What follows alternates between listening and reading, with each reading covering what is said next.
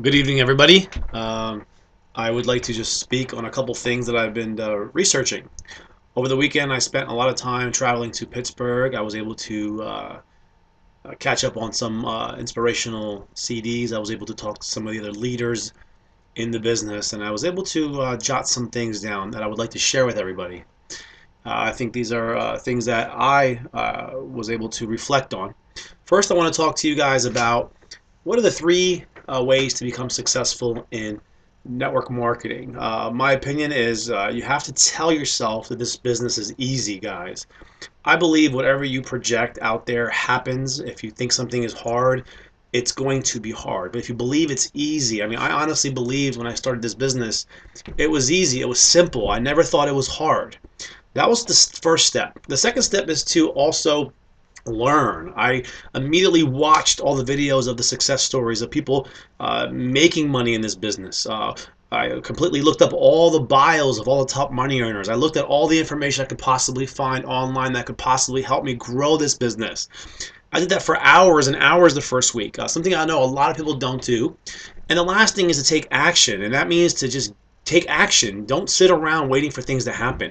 Get on your phone. It's been a year and a half I've been involved in this business. I still went through my phone last week looking for people that said to me no, and I wrote them down again, and I contacted those people and see where they were in their life. There's days where me now being retired, I sit home and I don't have that day. Let's say that day I don't decide to read anything. I don't decide to put knowledge in my brain. I don't decide to take any action, and that's how I realize that's how many people don't succeed in life, because that's how they live. I can tell you now, being retired, I try to get up in the morning and I try to listen to something positive, something motivating, something that will allow me to learn for an hour before I start my day. And that's what's been allowing me to make more money and become a better leader. So I want to talk about motivation. A lot of people will call me and say, hey, can you motivate this person for me? And all I can say to that is motivation will get you going, but discipline will get you growing, guys. It's a law of consistency. For example, you can be motivated, but if you don't have consistency, that motivation is going to go away. And I can call your friend and I can say, hey, this is a great business. We can make a lot of money. We can change our lives. Okay, now they're motivated for 3 days. But if they don't have consistency or discipline, they're not going to succeed. And that's what we have to teach. We have to teach consistency in this business. I'll give you an example. There's times in my bodybuilding career where I wasn't motivated. I didn't want to go to the gym. I didn't want to go to the gym 7 days a week. I didn't want to have chicken and rice. I wanted to eat pizza like my brother was eating. But you know what? I had a bodybuilding show to do, and I knew the end result was greater than the current instant gratification, and that's what got me going. It wasn't the motivation at that point. My motivation was gone. It was the actual consistency and the discipline that I had that kept me doing this. Okay, I can tell you this: us successful people that are succeeding in this business, we don't always like what we're doing.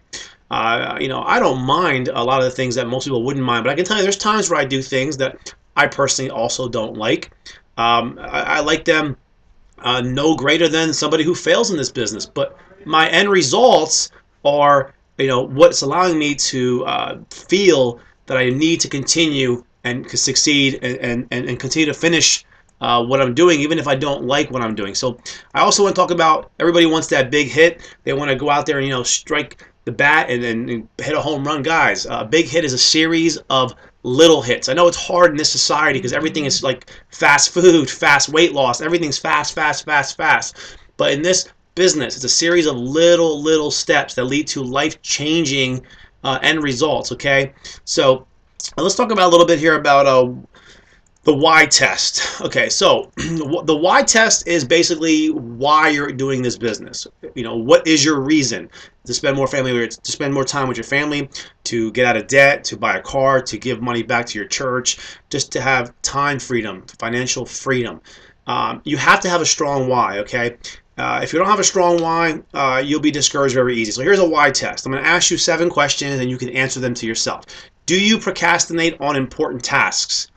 Are you coaxed by others to get things done? Does your mom have to coax you to help her, do the leaves? Okay.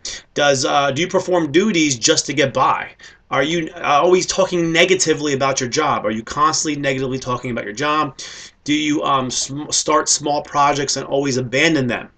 Are your efforts of other friends to encourage you, are they irritating to you when they try to encourage you to have a better self-esteem or a better life or a better anything that you're doing, does that irritate you? And do you avoid self-improvement opportunities, so workshops, enabled times to read a book and stuff like that? If you answered yes to these, then you really do not have a strong enough why. You need to really reevaluate that, okay? I want to talk about discipline. I want to talk about motivation. I think as a child, a lot of us are taught. For me, example for me, I think why I was so successful is when I was a kid, my mom used discipline and motivation. So what she would do is she'd say to me, if you eat your spinach, I'm going to give you some ice cream. And that taught me, that programmed my mind to know I don't like spinach, but you know what? If I eat the spinach, there's an end result called ice cream that I'm going to get to eat. And that was huge. And that's what you try to, as an adult, if we can reprogram people to have that. Now, some people didn't get rewards like that, unfortunately. For me, I was rewarded like that, and that really worked. It worked a lot for me. Unfortunately, what I'm noticing in this business is a lot of people actually have the motivation. They're more motivated by the fear of failing than the success, the possibility of success, guys. And there's going to be a lot of trade-offs in life. And the thing is, you have to sometimes give up something now. You have to give up instant gratification now for personal growth in the future. We all make trade-offs. The only thing is, the unsuccessful people, they usually make bad trade-offs, and the successful people make good trade-offs. Okay.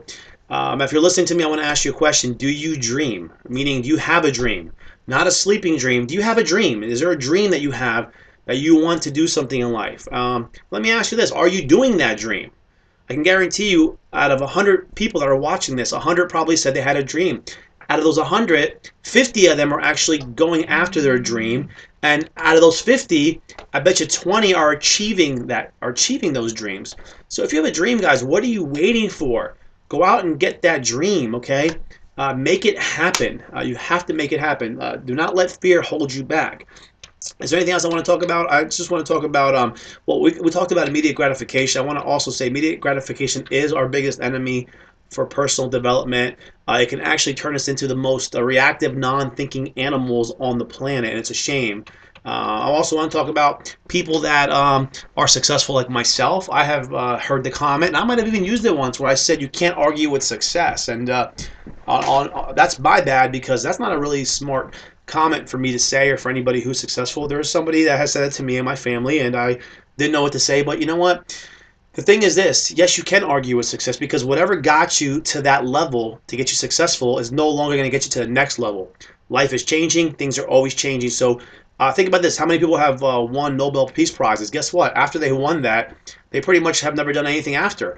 Once they got to that point, they pretty much fell off, because whatever got them to that point, they weren't able to duplicate it as the system changed. And a lot of times that's very true. People will get to a point and they'll be successful, but they've never really, they have to reestablish themselves again. I just became top level in this company, and I'll tell you, the whole week last week, I took a whole week to reflect. I went through data. I went through so much information to really see where I was a year ago and where I'm at now, and to make sure I'm not missing anything, to make sure I reestablish myself. So that's the other thing I want to talk about. I want to talk about people that think outside the box. Unfortunately, a lot of people think inside the box. They only look at the circumstances they see. And what you really should teach people to say is, look, don't look at the circumstances around you. Like, I don't know if I can find people to do this. I don't know if I can find people to help me. They're immediately thinking about the circumstances around them. What they don't realize is there's so many people out there they're going to meet or run into or think about when they're not in just their circumstance area, okay? And they should be asking themselves, how can I? Not, my circumstances, how can I do this? Okay.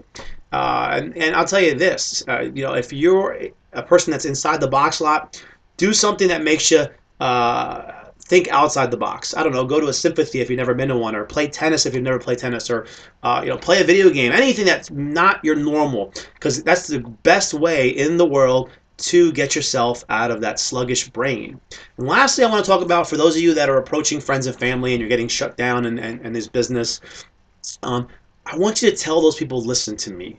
You are my friend, you are my family, and it's very discouraging that I've come to you to offer you an opportunity to help you possibly change your life, and you're shutting me down. I mean, all I'm doing is I'm thinking of you. I'm thinking of you. I'm not thinking of myself. I'm thinking of you because I care enough about you. I think you're smart enough, and I think highly enough of you that I just wanted to show you an opportunity that could possibly change your life. and you're turning me down. And it's not costing you any money to give me 20 minutes of your time. Guys, put them on the spot, okay? People have become very, very, I would want to say, rude and loners, and just cold in this new day and age. And you need to put it in perspective for them. Just like I put all this stuff in perspective for you and made you think about things that you never probably thought about before, or maybe now you're like, wow, that makes a lot of sense. They're going to hear it. They're going to say, you know what? I am being a jerk. This is my family. What am I thinking? He is looking out for me. He's offering me an opportunity. Maybe I should look at it. Sometimes we got to be reintroduced to manners and to just family values, guys. Okay. So I don't know if any of this will help. This is just some things that are going through my mind. I personally believe that if I'm going to succeed in this business, I always want to look at somebody who's above me, who's gotten there, who's studied things, and hear what they have to say. I think we can always learn from each other. I can also learn from you guys. I think when you stop asking questions is when you stop growing. You know, I see guys that I run into these guys who think they know everything. They have a power trip, and thankfully, hopefully, I'll never be like that. And you know how I can tell they've stopped growing? Because they don't ask any questions. All they do is talk, talk, talk, kind of like I'm doing now.